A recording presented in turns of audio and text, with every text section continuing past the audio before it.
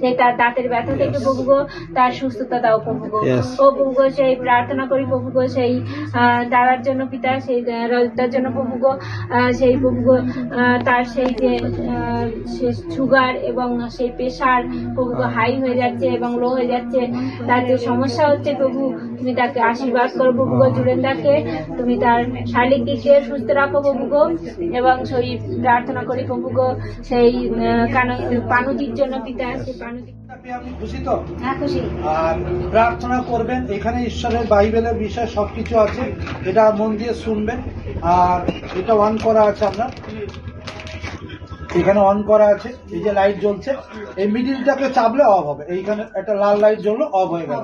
এই মিডিলটাকে চাপবেন, এর একটা সবুজ লাইট জ্বলবে, এখানে চেপে রাখতে হবে। হ্যাঁ, এটা ছোট বিষয়, ছোট ছোট সাউন্ড বুঝতে পারছেন? হ্যাঁ হ্যাঁ, শোনা যাচ্ছে এটা এর সাউন্ড। আর এটা ছোট সাউন্ড, একটু সীমিত, নতুন আমরা কালেক্ট করেছি। আর এটা হচ্ছে আপনি ব্যবহার করবেন হেডফোন দিয়ে, আর নইলে নিরিবিলিতে সাউন্ড পরিষ্কার শুনতে পাবেন। আমি অফ করলাম। হ্যাঁ, ঠিক আছে, বহুত ধন্যবাদ হোক আপনাদেরকে, আমরা অডিও বাইবেল দিতে পারলাম। জয় যিশু। আপনার বাড়িতে আর কে কে আছে? বাড়িতে আছে এখন তিনজন। হ্যাঁ, তিনজন। একটা মেয়ে হ্যাঁ, আর তার ছেলে, তার আমি চার। স্বামী নেই? দাদা কতদিন আগে মারা গেছে? 1 বছর, 1 বছর 3 মাস। আচ্ছা, আচ্ছা। মানে দাদা মারা যাওয়ার পরে পরিবারে অনেক রকম বাধা বিপত্তি আসছে। হ্যাঁ, তো যাই হোক, আপনি যিশু বিষয়ে হয়তো অতটা জানেন না, কিন্তু যিশুর প্রতি যদি আপনি বিশ্বাসে থাকেন, আমি আপনাকে বলবো প্রভু পারে আপনার ওই পরিবারকে উদ্ধার করতে, আপনার সমস্ত বিপদ থেকে তিনি উদ্ধার করতে, আপনার অন্ধকার জীবনকে। আপনার স্বামী মারা যাওয়ার পরে আপনার পরিবারে বেশি বাধা আসছে, আপনার স্বামী মারা যাওয়ার পরে আপনাদের পরিবারে অনেক ঋণের বোঝা আসছে, ঠিক আছে, যার জন্য আমার পরিবারে অনেক রকম নিজেদের প্রত্যেকের মধ্যে না মানে মানসিক শান্তি নেই, অশান্তির মধ্যে আছে। তো প্রভুতে বিশ্বস্ত থাকবে, প্রভু যেন আপনাকে আশীর্বাদ করেন। হ্যাঁ, হ্যাঁ,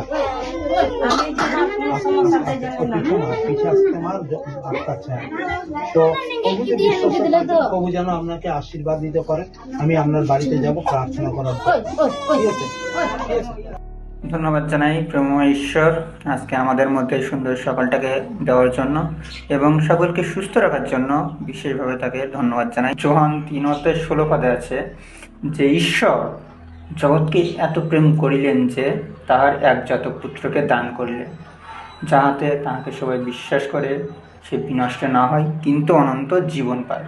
তুমি কি এটা বিশ্বাস করো যে ঈশ্বর আমাদের জন্য জীবন দিয়েছে, মানে তার পুত্রকে তিনি পাঠিয়েছেন আমাদের জন্য?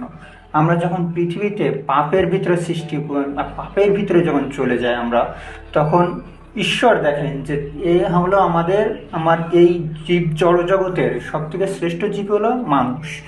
ঈশ্বর তখন বলেন যে আমি তোমাকে পাঠিয়েছি আমার কার্যের জন্য, তুমি কেন পাপ পথে যাচ্ছ?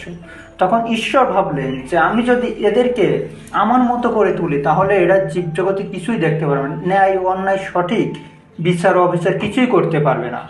সেজন্য ঈশ্বর ঠিক তার নিজ পুত্রকে আমাদের পাপের জন্য পৃথিবীতে পাঠিয়ে দিলেন, যাহাতে তার পুত্র আমাদের মতো সাধারণ পোশাকে এসেছেন।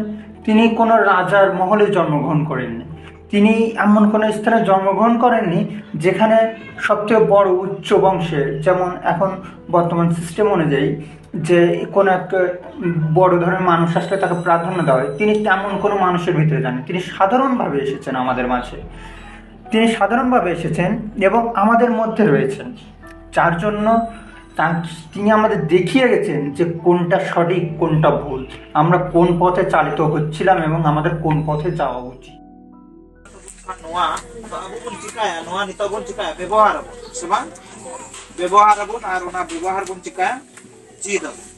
तो उना व्यवहार चीज लगी थे अब प्रथम चेक लगाबो ना, थोड़ा गान होशियार लगाबो ना, दिमाग दरकार तमा दिमाग दरकार। आर अब उना যখন দিমাগ আবুয়া থাকে না তখন আবু দুসার হড় গুণ কাদের পা আইয়র ধরে হ্যাঁ সবা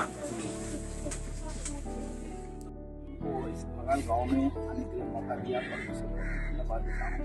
आप लोग अच्छा से रहिएगा, मैं लगातार आप लोग के लिए प्रार्थना करूंगा। तो प्रभु एक तो बात बताते हैं कि आज इस जगह को प्रभु ने गवाही बनाया, ये गवाह हमारे लिए एक रेडी हुआ प्रभु ने। परमेश्वर बताए कि जितनी भी लोग छोड़ेगा परमेश्वर, हमको क्या करना है, प्रभु का सुसमाचार के ऊपर भरोसा और विश्वास करना है। परमेश्वर ही नजात और प्रभु ही हमको क्या करेगा, ये स्वर्ग जाने के लिए वही एक मार्ग है ना। सबको जीवन और मार्ग प्रभु यीशु मसीह ही है। सही माने में परमेश्वर आप महान है पिता, महान काम करने वाला प्रभु यीशु मसीह आप है। आपने पिता हमारे भगाल गांव को, मैं इस गांव को आपके हाथ में देता हूँ, इस जगह को आपके हाथ में देता हूँ, मेरा माँ बहन को, मेरा भैया